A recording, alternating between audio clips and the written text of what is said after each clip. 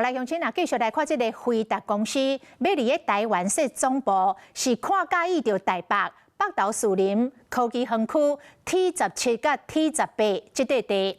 不过，这块地地上权是属新公人寿，台北市政府甲辉达甲新公人寿对这个土地处理的方式意见无同，所以进驻的计划卡掉咧。即摆中央出手，承诺讲会全力来协助。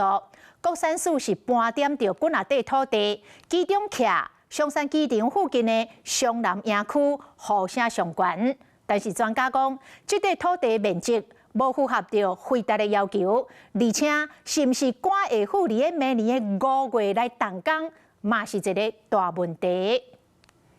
回到台湾总部，因为土地取得问题卡关，中央承诺全力协助，而国产署整理出了几笔土地，就属松南营区，呼声最高。松南营区我近松山机场，对辉达执行长黄玲芬来台湾，就飞龙机就当随赶到总部。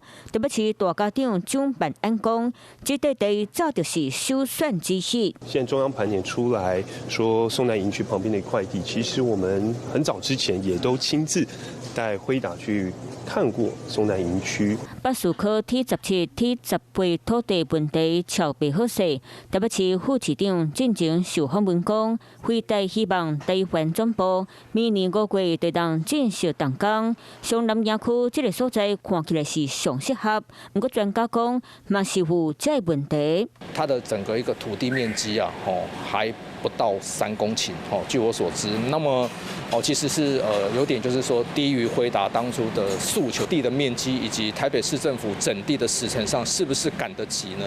我认为是最为关键。国际企业要来台湾设总部，各县市拢拍锣弄鼓，热情欢迎辉达。